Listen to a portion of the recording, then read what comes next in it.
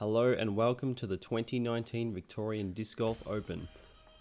This year the event will be hosted by the Geelong Disc Golf Club out at the Inverleigh Golf Club. The Inverleigh Disc Golf Course is a 2,906 metre par 64 course, playing the same as the Inverleigh Disc Golf Open last year. Today we'll be giving you a look at the course and what players can come to expect when they get out here on the 26th through to the 28th of April for a 3-day event.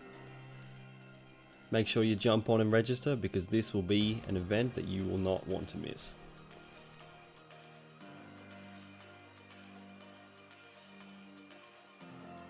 First up, hole 1, kicking off with a long 328 metre par 5. Off the tee, you'll be faced with a tight initial gap. Once through this, you'll want to work your way up the golf fairway while staying to the left of the mando tree, which can be seen straight ahead from the tee pad. Biting off distance is key if you want to take the birdie here. A big turning backhand or even a roller are great options for the second shot. Once you've navigated up this fairway, you're going to head through a tight avenue for your third shot. Righties will want to play something straight that finishes left. Lefties might want to hyzer flip something understable to get late turn towards the green. If you can manage either of these, you should be left with a wide open putt for birdie. However, if you didn't get 3 clean shots, then you'll most likely be settling for par, and there is definitely nothing wrong with that.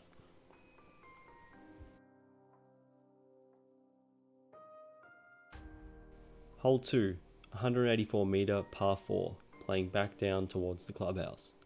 Get your drive out of this initial gap and you'll be left with plenty of space to get some good distance down the fairway. Big arms should be left with a relatively short approach. A forehand around the guardian tree on the left if you play to the left of the golf fairway, or a straight or hyzer shot if you ended up right.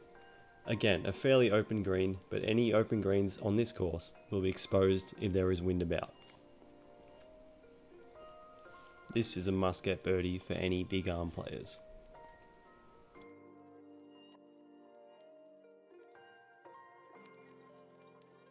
Hole 3.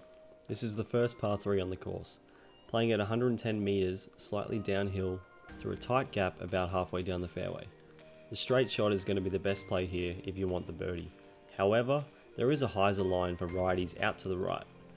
This line will usually ensure you make it down past the tree line, however, you'll most likely be left with a long look for your 2.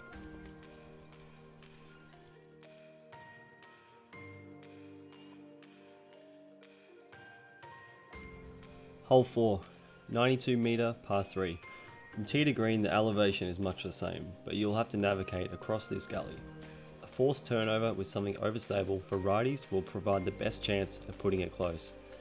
You can also play a straight shot, avoiding the guardian trees in front of the basket, landing to the right. For the adventurous lefty or sidearmer, you can play a low drive under the ceiling with a driver, relying on a good skip up to the basket. This is a great birdie to be had. Hole 5 is another par 3, 110 metres in length, but plays shorter than that as you play down the hill and back up slightly to the basket. A flex forehand is a great play for the undulation. Righties can play around to the right of this tree and leave themselves an uphill putt for 2. Beware of the guardian trees protecting the green, as landing in the wrong spot can completely eliminate your look for the birdie.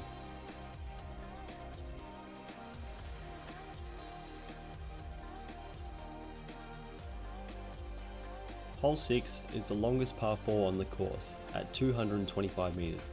Off the tee you're faced with 2 options. Righties will want to take the right tunnel with a straight shot that finishes hard left to bite off distance up this fairway. Lefties can take the left tunnel and cut some distance off the hole, but be sure not to turn one over as there is thick acacia to the left. Once out, you have a nice open fairway for your second shot. Big arms should have no problem clearing the OB golf green, but if you don't think you can clear it, laying up short and playing for par may be your best bet. The basket is tucked behind the golf green, but is fairly accessible, particularly if you're playing your approach in from the left-hand side.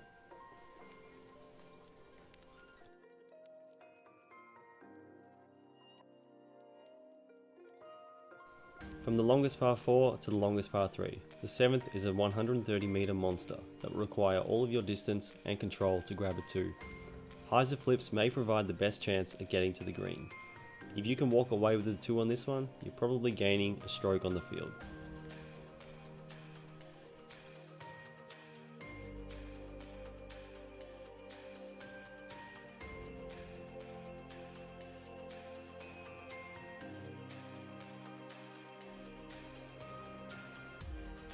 Hole 8 is a 204 metre par 4 kicking off from one golf fairway, playing through a straight tunnel out to the opposing fairway, with the basket resting up to the back right hand side of the OB golf green. Getting a straight drive off that stays in the fairway is critical to allow a clean second shot to attack the green. Leaving your approach short here could bring the OB into play, and any long bids from the right hand side of the basket could see you adding a circle to the card.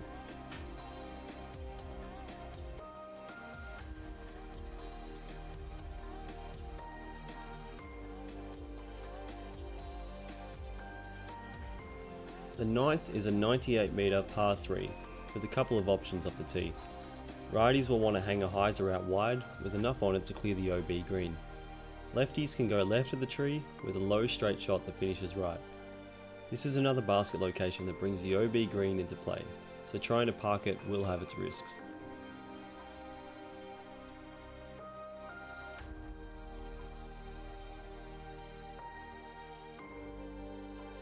Hole 10 is a long flat par 3 at 118 metres. Off the tee you can take the left or the right gap.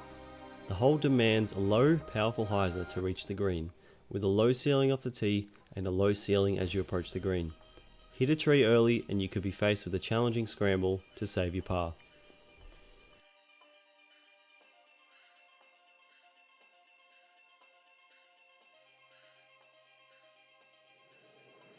Hole 11, a 222 metre par 4. From the tee, you want to punch out of this gap cleanly. A roller or forehand that gets extra distance finishing right will make the green more accessible. Fail to make it out and you'll be searching for par at best. The approach is open straight and to the right of the basket. Beware of the OB green that will suck in any shots coming up short. Play short and left of the green or give it some extra to make sure you clear it. A birdie here should be considered a bonus.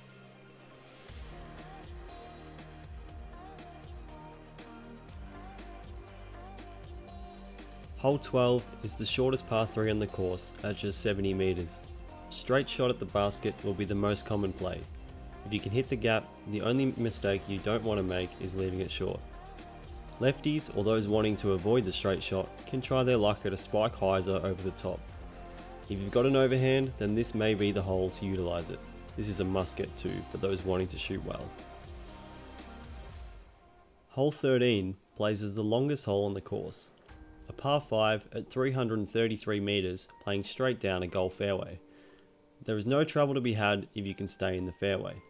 Time to pull out your go-to distance driver and rip a couple of big shots to set you up for a routine approach into the green.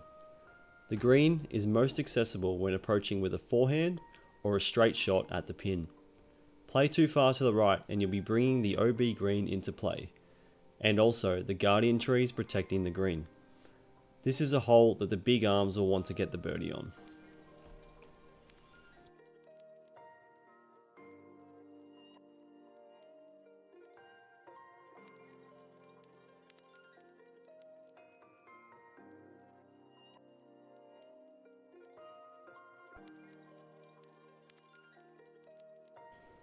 Hole 14, par 3, 95 metres. This hole marks the beginning of the wooded section of the course.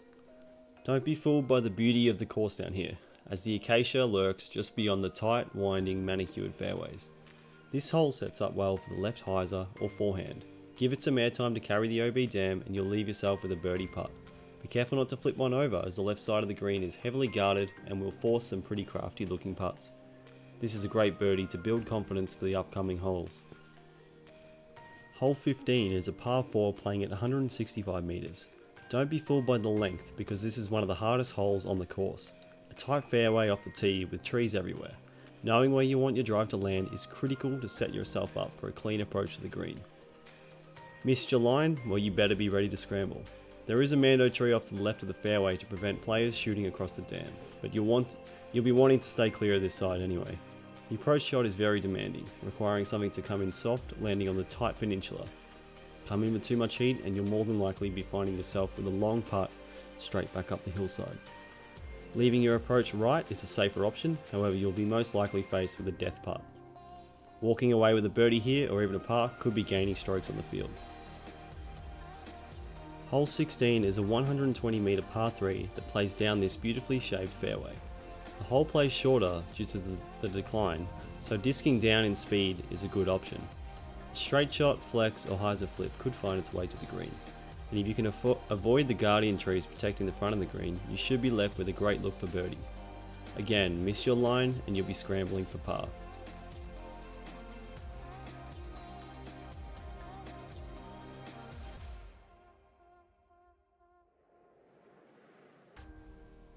Hole 17 is a par 3 at 106 metres.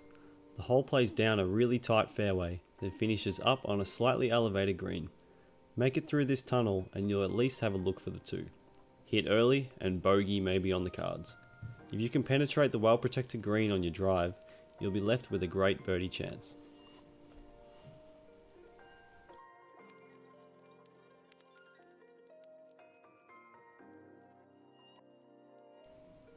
The 18th is a 196 metre par 4 that begins with a tight tunnel shot out to the driving range with plenty of room to shape your approach to the green, situated uphill towards the clubhouse.